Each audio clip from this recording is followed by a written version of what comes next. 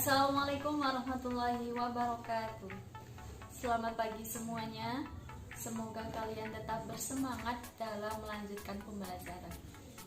Alhamdulillah pada pagi hari ini kita masih diberi kesempatan untuk melanjutkan belajar mengenai iman kepada hari akhir. Nah, di kesempatan kali ini saya akan menjelaskan tentang fase-fase kehidupan setelah hari akhir. Yang pertama, hari akhir yaitu fase hari kiamat. Hari di mana seluruh umat manusia, seluruh kehidupan di muka bumi hancur lebur tanpa sisa. Nah, hari akhir ini ditandai dengan tiupan sangkakala oleh malaikat Israfil. Nah, setelah semua umat manusia hancur, yang kedua dilanjutkan fase berikutnya, yaitu Yaumul Ba'ats. Yaumul Ba'ats adalah hari di mana seluruh umat yang telah meninggal dibangkitkan kembali, dibangkitkan dari alam kubur. Mereka semua diberikan nyawa kembali seperti ketika masih hidup. Nah, pada saat itu mereka terbagi menjadi beberapa golongan. Ada yang wajahnya tampak berseri-seri karena keimanannya, dan juga ada yang tampak hitam dan gosong.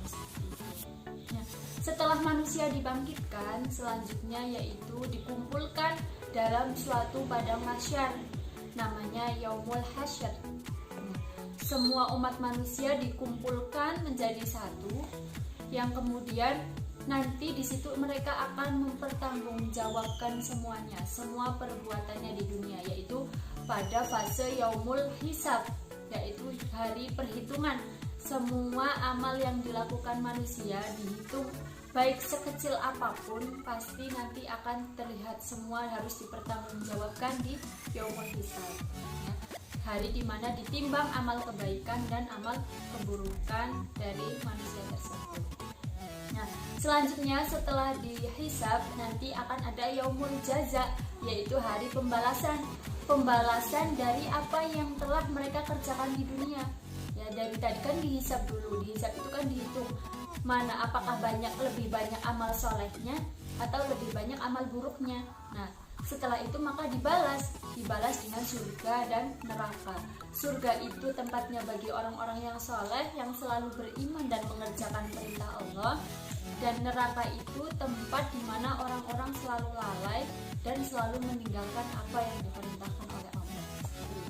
Nah, kenikmatan surga itu nantinya kekal. Manusia yang beriman akan kekal di dalam surga dan menikmati seluruh keindahan dan kenikmatan surga. Sedangkan di neraka itu tempatnya orang-orang yang selalu lalai dan selalu meninggalkan apa yang diwajibkan kepada manusia. Nah, selanjutnya hikmah beriman kepada hari akhir. Banyak sekali sesuatu yang bisa kita pelajari dari iman kepada hari akhir. Ya, hikmah adalah sesuatu yang bisa diambil, sesuatu yang bisa kita pelajari dari suatu kejadian. Nah, dari beriman kepada hari akhir, maka kita akan memiliki beberapa hikmah. Nah, dalam buku ini, ya, dalam buku yang seperti ini dijelaskan ada beberapa hikmah. Yang pertama, meningkatkan keimanan.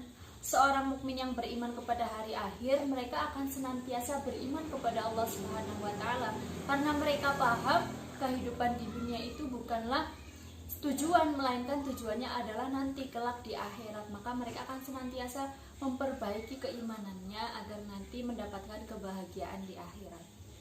Yang kedua yaitu mendorong beramal soleh. Ya, bahwasanya orang yang selalu beramal soleh nanti akan mendapatkan balasan surga.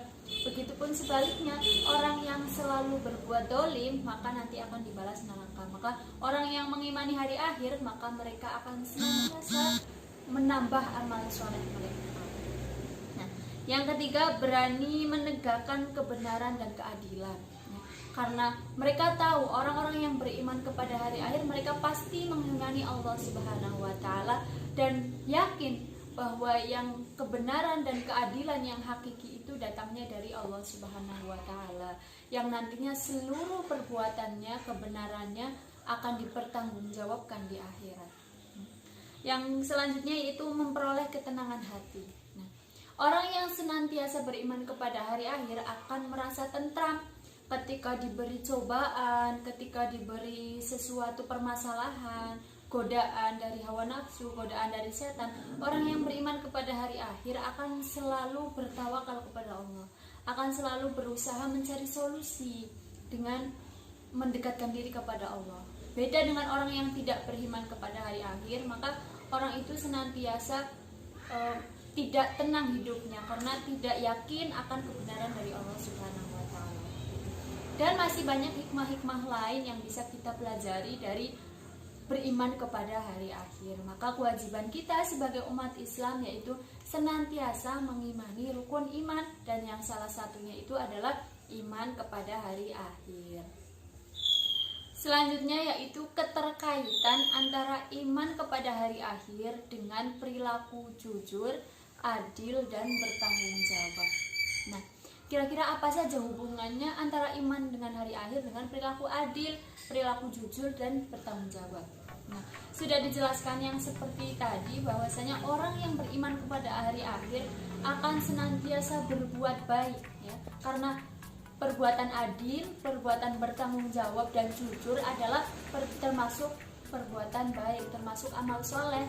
Maka orang yang beriman kepada hari akhir akan senantiasa memperbanyak amal solehnya, salah satunya dengan cara berperilaku jujur, adil, dan bertanggung jawab.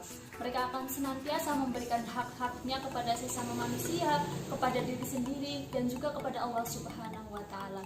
Karena mereka paham apa yang mereka perbuat di dunia nantinya akan dipertanggungjawabkan di hari akhir. Seperti itu. Jadi banyak sekali perilaku-perilaku yang nantinya akan tercermin dari orang yang mengimani hari akhir, karena mereka akan senantiasa memperbanyak perbuatan-perbuatan yang baik dan senantiasa meninggalkan perbuatan yang tidak baik. Nah, yang pertama itu perilaku jujur.